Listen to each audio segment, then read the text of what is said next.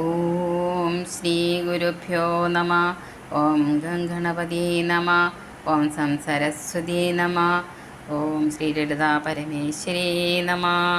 ലളിതാ സഹസ്രനാമം തുടർന്നുള്ള ഭക്തഹാദതമോ ഭേദഭാനുമദ്ഭാനുസന്തതി ശിവദൂതി ശിവാരാധ്യ ശിവമൂർത്തി ശിവങ്കരി.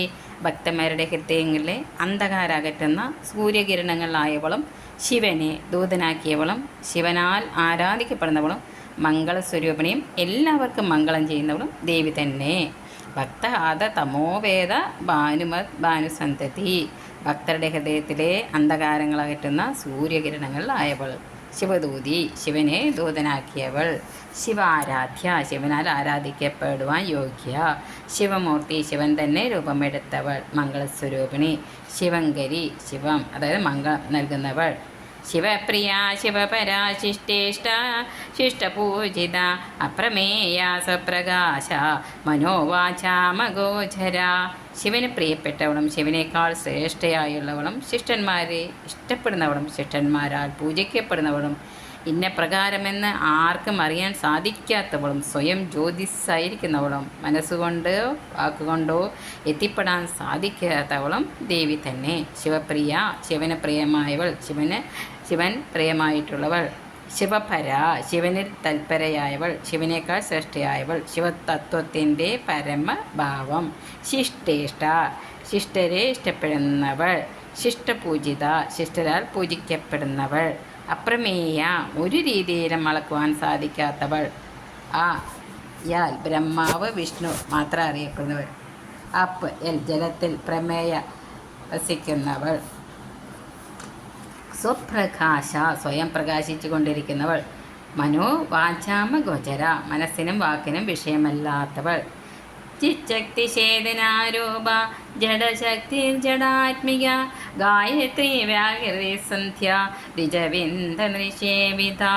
ചൈതന്യശക്തിയായവളും ജീവൻ്റെ രൂപം തന്നെ ആയവളും സ്ഥിരമായിരിക്കുന്നവയിലെ ജഡശക്തിയായവളും കാണപ്പെടുന്ന എല്ലാറ്റിലെയും നാമരൂപാതീത ശക്തിയും വേദമാതാവായ ഗായത്രിയും ഗായത്രി മന്ത്രത്തിലെ ആദ്യത്തെ 3 ബീജങ്ങളായവളും ഗായത്രി ഉരുവിടേണ്ടുന്ന ത്രിസന്ധികളും ഗായത്രി ഉപാസന ചെയ്യുന്ന ബ്രഹ്മജ്ഞരാൽ ചുറ്റപ്പെട്ടവളും ദേവി തന്നെ.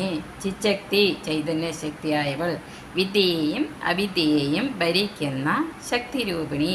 ചേതനാരൂപ ഇന്ദ്രിയങ്ങളെ നയിക്കുന്ന ചൈതന്യം അഥവാ പ്രാണശക്തി. ജഡശക്തി ചലിക്കാതിരിക്കുന്ന വസ്തുക്കളിലും ശക്തിയായി വർത്തിക്കുന്നവൾ അതായത് ഊർജ്ജശക്തി. ജഡാത്മിക ജഡങ്ങളുടെ സ്വരൂപമായിരിക്കുന്നവൾ. പ്രപഞ്ചത്തിലെ ചലിക്കാത്ത വസ്തുക്കളുടെയും ആത്മാവായി ഇരിക്കുന്നവൾ. ഗായത്രി വേദമാതാവായ ഗായത്രി രൂപിണി. ഗായനം സ്തുതി ചെയ്യുന്നവരെ ത്രാണനം രക്ഷ ചെയ്യുന്നവൾ. 24 അക്ഷരങ്ങളിൽ ഗായത്രി ഛന്ദസ്സായവൾ. ബ്രഹ്മദേവൻ്റെ കനിഷ്ഠപത്നിയായ ഗായത്രി തന്നെ ആയവൾ. വ്യാഹൃതി ഗായത്രി മന്ത്രത്തിൻ്റെ ആദ്യം ഉച്ചരിക്കപ്പെടുന്ന ഓ ഭൂ ഭുവസ്വ ഭുവസ്വഹ എന്നിവയുടെയും മഹ ജന തപഹ സത്യ എന്നിവയുടെയും രൂപമുള്ളവൾ. സന്ധ്യ സൂര്യൻ വഴി ദൃശ്യമാകുന്ന സമയത്തിൻ്റെ ദേവിയായ സന്ധ്യ. സന്ധ്യാസമയത്ത് ഗായത്രിയാൽ ധ്യാനിക്കപ്പെടേണ്ടവൾ. ബ്രഹ്മാവിൻ്റെ മാനസപുത്രി. 1 വയസ്സുള്ള കന്യക. ദ്വിജവൃന്ദ നിഷേവിത ഗായത്രി ഉപാസകരായ ബ്രഹ്മജ്ഞരാൽ സേവിക്കപ്പെടുന്നവൾ. തത്വാസന തത്വമയി പഞ്ചകോശാന്തരസ്ഥിത നിസ്സീമ മഹിമ നിത്യയൗവന മതശാലിനി.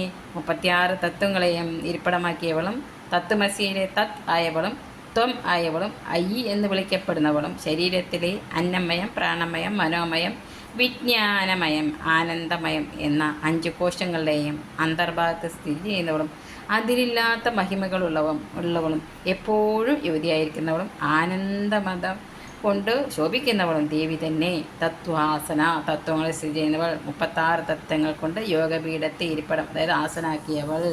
തത്ത് അത് ബ്രഹ്മം.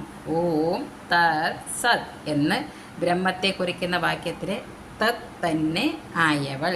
തത്വമസി എന്ന മഹാവാക്യത്തിലെ തത്ത്. ത്വം നിർഗുണ ബ്രഹ്മമായ ദേവി തന്നെ നീ. ഐ അല്ലയോ എന്ന സംബോധനാ പദമായവൾ. തത്വമസി മഹാവാക്യത്തിലെ അസി എന്ന പദത്തിന് തുല്യമായ പദം. പഞ്ചകോശാന്തരസ്ഥിത 5 കോശങ്ങളുടെയും അന്തർഭാഗത്ത് സ്ഥിതി ചെയ്യുന്നവൾ. നമ്മുടെ ശരീരത്തിൻ്റെ ഏറ്റവും പുറത്ത് അന്നമയ കോശം, പിന്നീട് സൂക്ഷ്മം, സൂക്ഷ്മതരം, സൂക്ഷ്മതമം ആയി ഉള്ളിലേക്ക് പ്രാണമയ കോശം, മനോമയ കോശം, വിജ്ഞാനമയ കോശം, ആനന്ദമയ കോശം എന്നീ 5 കോശങ്ങളുടെയും ഉള്ളിൽ അച്ഛപ, നിഷ്കല, ശാംഭവി, പരാ, പരംജ്യോതി, ശ്രീവിദ്യ എന്നീ നാമങ്ങളിൽ സ്ഥിതി ചെയ്യുന്നവൾ. നിസ്സീമ മഹിമ, അതിരില്ലാത്ത മാഹാത്മ്യത്തോട് കൂടിയവൾ. നിത്യയൗവന എന്നും യുവതിയായിരിക്കുന്നവൾ. മതശാലിനി, വിഷയബന്ധമില്ലാത്ത ആനന്ദത്തോട് കൂടിയവൾ. സർവത്ര ദേവീ നാമ സങ്കീർത്തനം. ശ്രീ മഹാദേവേ നമ, ശ്രീ ലളിതാംബികായേ നമ, ശ്രീ പരമേശ്വരിയേ നമ.